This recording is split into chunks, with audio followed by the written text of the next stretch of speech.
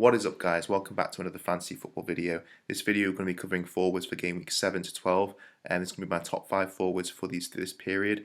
So let's just get stuck straight into it. Okay, so at number 5 I've gone with Emmanuel Dennis. He plays for Watford, who aren't the most prolific team in the world, but because he's so involved in their attacking play, and especially their counter-attacking play, I thought it was really important to include him, and especially with his price as well. He's only 5.3 million. He's just a great budget player. So I definitely wanted to include him as a. I definitely want to always include a budget player in my top 5 teams, top 5 players. Sorry. So for him, I wanted to just quickly look at his fixtures as well. So he's got Leeds away, which is a really good fixture. Liverpool at home, Everton away, Southampton at home, Arsenal away, and Man United at home. So there's some pretty good fixtures. Aside from maybe Liverpool and United, I still think there's some pretty good fixtures. But yeah, I mean, he's only 5.3 million. And then looking at his stats as well, his threat stats, he's had 87 threat in his first game, 22 threat, 23 threat, 7 threat, 36, and 63. So after like 3 out of 6 of those are pretty good. And given that he's only 5.3 million, I think that's actually really good value for money. So definitely, if you're looking for that third budget striker spot, or maybe even that second striker spot, probably not second striker spot, but if you're looking for that third budget striker spot, I would probably get him in. I think he's really good value for money. And just quickly as well, let's just have a look at his Who Scored stats. Yeah, so on his Who Scored stats, he's got 2.5 shots per game, which is really good. 0.8 key passes, 1.8 dribbles.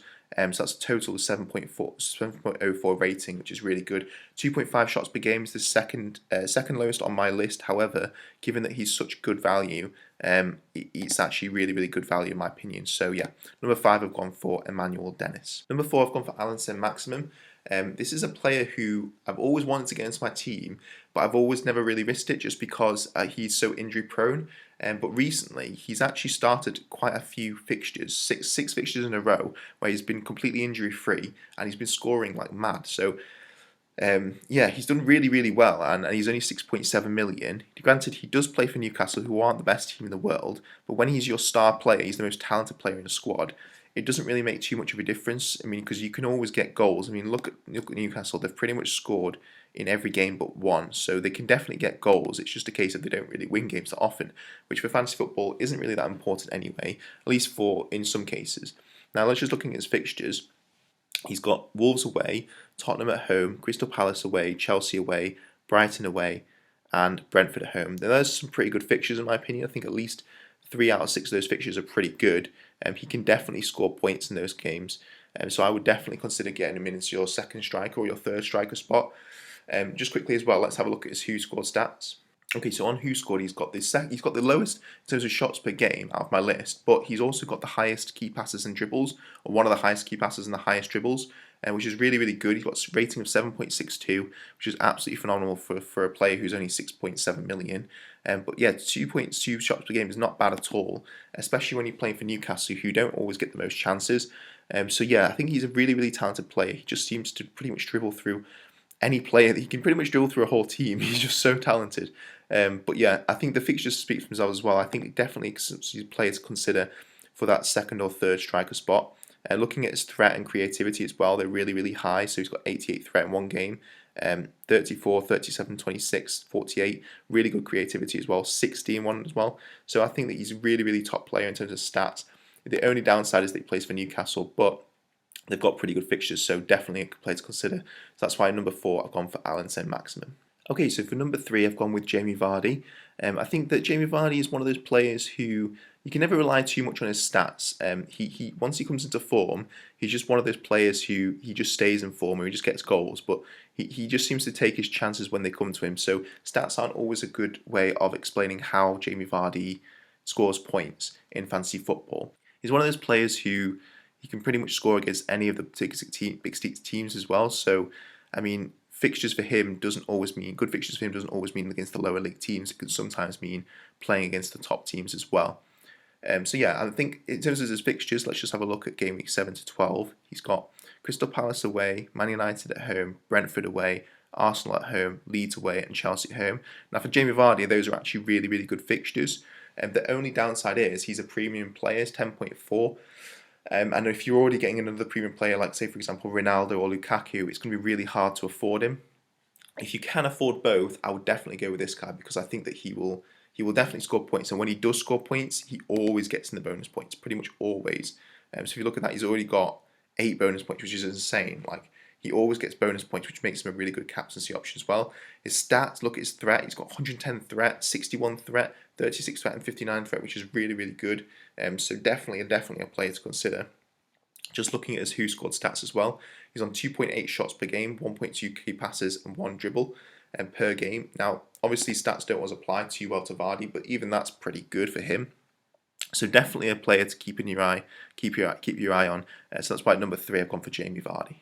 Number 2 I've gone for Mikel Antonio. I think that he is without doubt, in terms of stats, he's without a doubt the top guy out there. Like, he just seems to just take so many shots in the box, and he's scored in pretty much every game, and he's gotten bonus points in pretty much almost all games.